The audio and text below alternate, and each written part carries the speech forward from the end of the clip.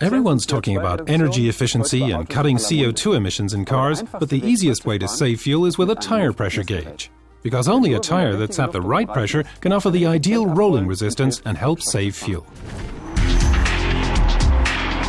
Studies regularly confirm that more than half of all drivers don't have enough air in their tires.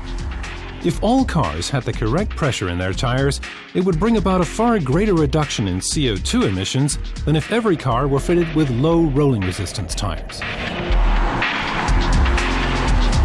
The air in a tire gives the tire its stability and load capacity. And if you have too much air in the tire, what happens, roughly speaking, is this. When the pressure is right, the full contact patch is in touch with the road. But if we now pump in too much air, the tire starts to lift off the ground, a bit like a balloon. Now, only the center section of the tire is in contact with the road. This lowers the size of the contact patch, so braking performance suffers, and that's a vital safety factor.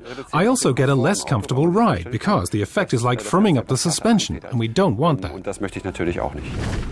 If there's not enough air in a tire, it will run almost entirely on the shoulders, so there's very high wear on the shoulders and a very irregular wear pattern. And that can actually lead to tire damage, which is not only dangerous but can also impact tire service life. On underinflated tires, the car lacks stability and can't transfer the dynamic forces to the road, which means very poor handling to the point where the car is not really safe to drive. Also, given the higher level of deformation energy required, the fuel consumption will increase.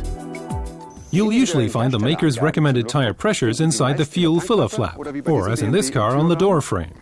Check your tire pressures once every 2 weeks with the tires cold, ideally just after filling up, putting you on the fast track to safe and economic driving.